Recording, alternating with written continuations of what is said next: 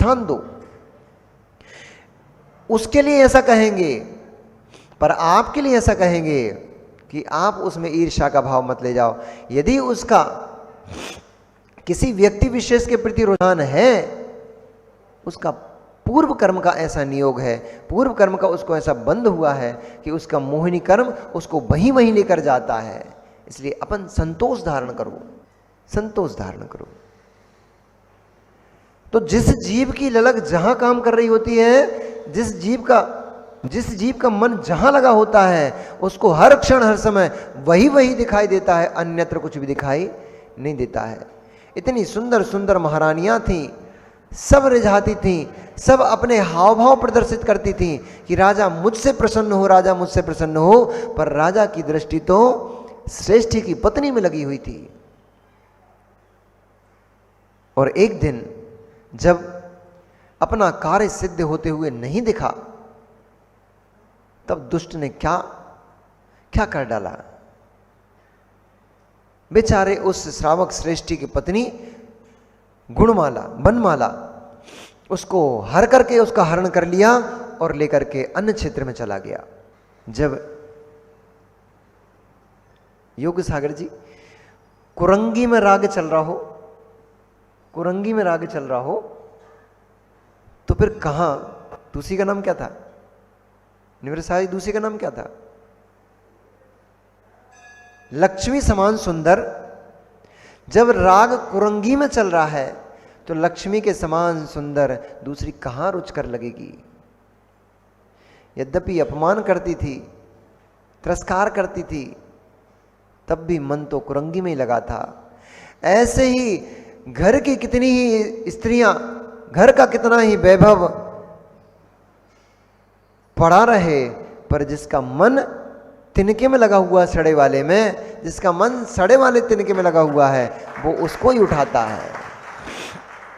जिसका मन हाथी के गंडस्थल से निकले हुए मांस के टुकड़ों में लगा हुआ है, वो मांस को ही चुनता है, मोतियों को नहीं चुनता। ऐसे ही उस दुर्बुद्धि ने सुंदर सुंदर वैभव को छोड़ करके और बनमाला को लेकर के उसका अपहरण करते हुए अन्य क्षेत्र में चला गया। सारा वैभव छोड़ गया, सारी संपत्ति छोड़ गया, सारी पत्नियों को छोड़ गया। सारी महारानियां विलाप कर रही हैं, रो रही हैं, कुछ नहीं दिख रहा उसको, तो मात्र बनमाला दिख रही थी। अन्य क्षेत्र में जाकर उसने एक नगर भवन बसाया, वहीं निवास करने लग गया। वहां रहते हुए दुर्बुद्धियों में भी थोड़ी बुद्धि तो होती है, वासनाएं तीव्र थी, कासायिक प्रवृत्ति तीव्र थी, पर कहीं ना कहीं धर्म के अंकुर भी फूटते थे।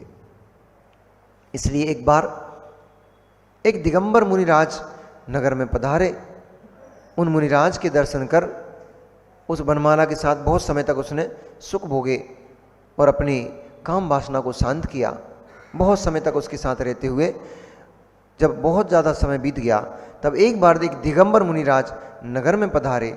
उनके दर्शन करके उसका मन प्रसन्न हुआ और उसने दिगंबर मुनिराज को आहार, औषधि आदि दान दिया। उस दान के प्रभाव से वह पर्यायांतर में मरण करके और विद्याधर देव हुआ, और बनमाला उसी के साथ, उसी में रमण को प्राप्त करके वह भी विद्याधरी हो गई।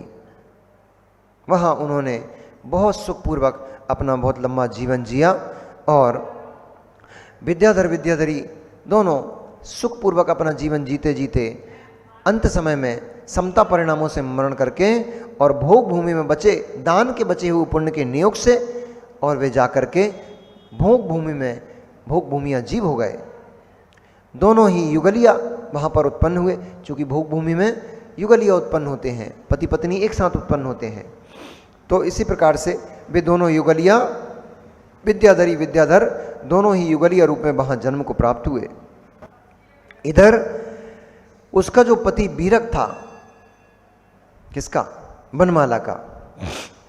श्रावक जो श्रेष्ठी था, उस श्रेष्ठी के पत्नी के खो जाने से बहुत आर्त रौद्र ध्यान हुआ, बहुत कष्ट भोगा उसने। मरण को प्राप्त करके वह व्यंतर देव हो गया। जब वह व्यंतर देव हो गया, उसने अब अपने अवधि ज्ञान से जाना कि मेरा बैरी जो सुमुख था, जिसने मेरी पत्नी का हरण किया था, इस समय कहाँ है वो। और अवधि ज्ञान से जान करके उसने यह जाना कि यह भोग भूमि में युगलिया के रूप में दोनों उत्पन्न हुए हैं। कषाय के आवेग में आकर के, क्रोध में आकर के उसने उन दोनों युगलियाओं को भोग भूमि से उठा करके कर्म भूमि में लाकर पटक दिया। क्योंकि भोग भूमियां कुछ करते नहीं हैं, वे अपने पुण्य का फल भोगते हैं, और कर्म भूमि में मेहनत करके पेट भरना पड़ता है।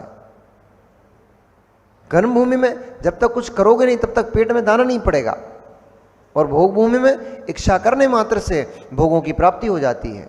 इसलिए उसने कहा, तूने मेरे साथ बड़ा छल किया, तूने मेरी पत्नी का हरण किया, इसलिए अब मैं तुझे ऐसे स्थान पर पटकूंगा जहां पर दाने दाने के लिए मजबूर हो जाएगा। और उसने ला करके उसको कर्म भूमि में पटक दिया।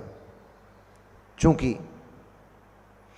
कर्म भूमि जीव को वहां से भोग भूमि से उसको वह हरण करके लाया था, इसलिए उसका नाम यहां पर हरि पड़ गया। और उस हरि और उसकी जो पत्नी थी, उन दोनों ने वहाँ कर्म आदि किए। कर्म आदि करके वह अपनी आजीविका चलाते हुए उसने वहाँ क्रम क्रम से पुत्रों को जन्म दिया, पुत्रों ने उनको पुत्रों को जन्म दिया। इस प्रकार से उनका जो वंश था वह हरिवंश कहलाने लग गया। यह हरिवंश की उत्पत्ति का कथन हुआ।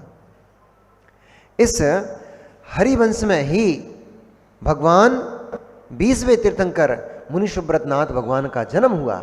जब भगवान मुनि सुब्रतनाथ स्वामी को वैराग्य की उत्पत्ति हो गई तो उन्होंने अपने पुत्र दक्ष को राज्यभार सौंपा, और राज्यभार देकर के वे जगत से विरक्त हो केवल ज्ञान को प्राप्त हुए और धर्म का प्रवर्तन किया। दक्ष ने अपने पिता का अनुसरण करते हुए अपने पुत्र इलावर्धन को राज्य लक्ष्मी का भार सौंपा, और वह भी दिगंबरी दीक्षा को धारण करके वह भी मोक्ष सुख को प्राप्त हुआ। इस प्रकार से इलावर्धन ने अपने श्रीवर्धन नाम के पुत्र को लक्ष्मी भार, राज्य लक्ष्मी का भार सौंपा, और वह भी मुनिराज होकर के और इन कर्मों के जंजल से मुक्त हुआ।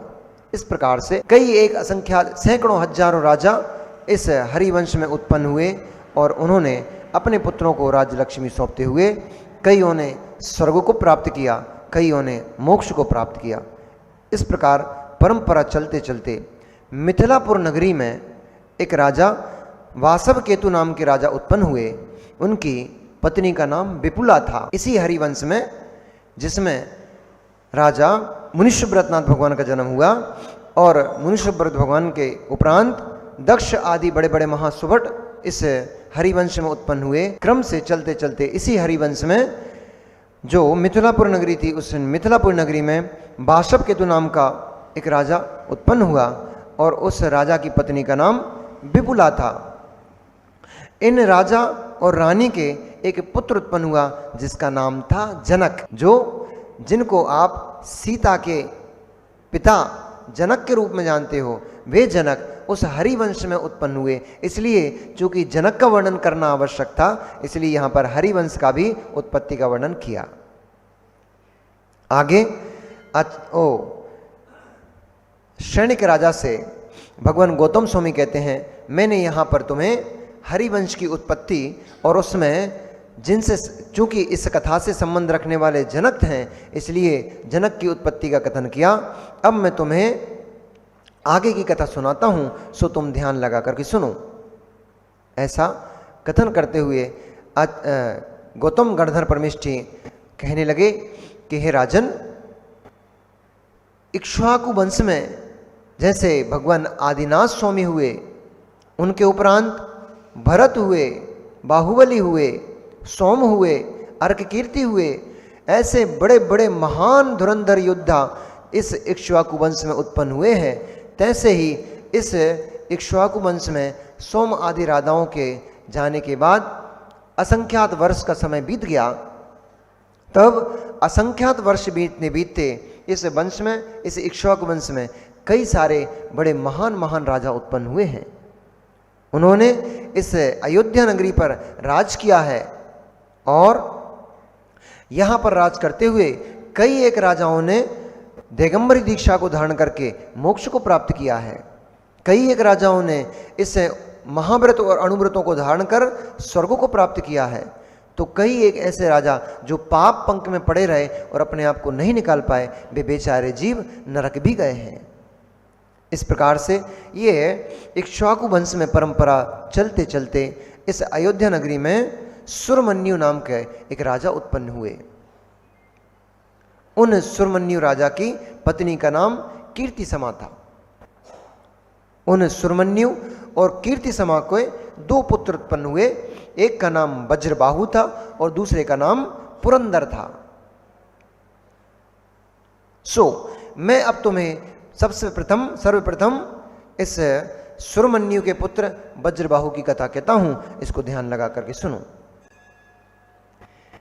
जब वज्रबाहु युवा अवस्था को प्राप्त हो गए, तब सुरमन्यु के इनके विवाह करने की भाव उत्पन्न हुआ और इन्होंने मनोदया नाम की एक राजकन्या के साथ किनका वज्रबाहु का विवाह संपन्न कराया। पर वज्रबाहु का बचपन से ही मन संसारिक भोगों में उदास रहता था और वे हमेशा ऐसा भाव करते थे कि ये संसार की विचित्र दशा है क्या, आखिर मुझे ये समझ नहीं पड़ता ये संसार क्या है, कैसा है। परंतु मोहिनी कर्म की दशा बड़ा विचित्र होती है। आशु एक साथ, मोहिनी कर्म की दशा बड़ी विचित्र होती है। ये मोक्ष मार्ग में बढ़ते हुए जीवों को भी संजय भैया उलझा कर रख देती है। ये बड़ी मोहिनी कर्म की विचित्र दशा है। मोक्ष मार्ग में बढ़ते जीवों को भी ये उलझा कर रख देती है। पूर्व कर्म का नियोग कुछ ऐसा होता है कि यह अनंत बल से युक्त यह जीव, यह आत्मा उन कर्मों के आगे घुटने टेक देता है, झुक जाता है। जब कर्मों का विपाक तीव्र होता है उस समय हमारी आत्मिक शक्तियां काम नहीं कर पाती हैं। मुझे मालूम है आप बैरागी जीव हो, कई बार आपके भाव उत्पन्न, कई बार क्या हमेशा ऐसा भाव आपका उत्पन्न होता है, फिर भी विकल्प नहीं करना, समय पे सब होता है। भाव है पर आवश्यक नहीं, उस भाव की एक कर्म पूर्ति होने दें। कुछ ना कुछ ऐसा अड़ंगा डाल कर रख देंगे, कुछ ना कुछ ऐसी स्थिति परिस्थिति जीव के सामने खड़ी करके रख देंगे, चाहते हुए भी जीव अपना लक्ष्य प्राप्त नहीं कर पाता। लेकिन इससे अपने को संतुष्ट नहीं होना है कि वो तो कर्म का उदय चल रहा है, क्योंकि यदि कर्म का उदय सर्वथा मानकर हम बैठ जाएंगे तो पुरुषार्थहीनता हो जाएगी। कर्म को भी पराजित किया जा सकता है पुरुषार्थ पूर्वक, लेकिन यह भी सत्य है कि आपका पुरुषार्थ तभी काम करता है, सत्य नहीं ये परम सत्य है, आपका पुरुषार्थ भी तभी काम करता है जब कर्मों की दशा मंद होती है। इसलिए अभी 2 दिन पहले एक भैया आए थे, यदि वो बैठे हों तो आज मैं आपका, उस दिन मैंने आपको कुछ भी उत्तर नहीं दिया था, आज मैं आपको उत्तर देता हूं कि भक्ति भी तब काम आती है जब जीव का पुण्य का उदय काम करने लग जाता है, जब जीव के पाप कर्म मंद हो जाते हैं। आपकी भक्ति भी आपको फल तब दे पाती है जब पाप कर्म का उदय मंद होता है। पाप कर्म का जब तीव्र उदय चलता है आप भक्ति भी करते रहोगे, लेकिन वो भक्ति आपको उस समय फल नहीं दे पाएगी। इसका मतलब यह भी नहीं है कि भक्ति फल नहीं देती। भगवान जिनन की भक्ति तो अचिंत्य फल देती है। भगवान जिनन की भक्ति अव्युदय सुख को भी प्रदान कर देती है, तो सांसारिक सारे सुखों को प्रदान कर देती है। काम दुही काम दाहिनी परिचुनिया दादृतो नित्यम, ऐसा समंत्र भद्र स्वामी ने लिखा है कि भगवान जिनन की भक्ति तो कामित वस्तु को प्रदान करने वाली होती है, काम को प्रदान करने वाली होती है और काम से छुड़ाने वाली होती है। जो भी आकांक्षाएं हैं भगवान जिनेंद्र की भक्ति से सब पूर्ण हो जाती हैं। लेकिन काम कब होता है? कर्म तीव्र बैठा हुआ है, चट्टान मोटी है और आप भक्ति कर रहे हो, इतनी आधे घंटे भक्ति करते हो, उसमें भी 5 मिनट मन लगता है, 25 मिनट मन नहीं लगता। अब कर्म की इतनी मोटी चट्टान टूटेगी कैसे? भक्ति रूप हथौड़ी आपकी इतनी सी है, चट्टान इतनी बड़ी है, कैसे चटकेगी? अपनी भक्ति को बढ़ा देना चाहिए। जब अशुभ कर्म का उदय आए, बाहर ज्यादा हाथ पैर नहीं चलाना चाहिए, बाहर ज्यादा हाथ पैर मत पटकना चाहिए। उस समय अपने अंदर भक्ति बढ़ा दो, भगवान की भक्ति बढ़ा दो, अपना तप बढ़ा दो, अपना हथौड़ा थोड़ा मजबूत कर लो, बड़ा कर लो। हथौड़े से चट्टान टूटने में समय लगता है, घन जल्दी तोड़ देता है। अपनी भक्ति को घन रूप में कर दो, यानी घनत्व रूप में कर दो और बढ़ा दो। उससे आपके कर्मों की मंदता हो जाएगी, और जैसे ही कर्मों की मंदता होगी वैसे ही आपका काम बन जाएगा। इतनी सी कहानी।